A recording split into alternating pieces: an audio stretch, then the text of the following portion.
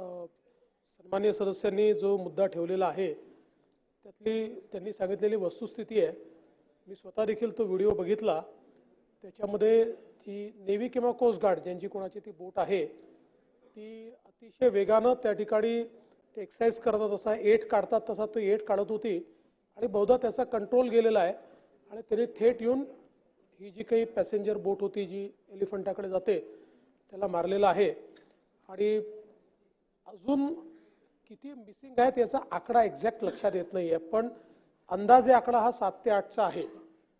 लवकरच त्या संदर्भात, कारण हे सगळे टुरिस्ट असतात त्यामुळे ते बाहेरचे असतात, त्यामुळे त्यांच्या संदर्भात ॲसर्टन करणं हे थोडं त्याला वेळ लागतो।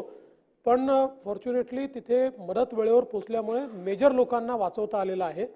पण काही लोकांचा म्हणजे अजून मृत आपण म्हणणार नाही, पण काही लोक अजून सापडलेले नाहीत, तर त्याचा आकडा ॲसर्टन करून आणि निश्चितपणे म्हणजे जखमी असतील किंवा दुर्दैवाने जर कोणी मृतप्राय झालं तर जी काही योग्य मदत केली पाहिजे ती आपण पूर्णपणे करू। अध्यक्ष महोदय,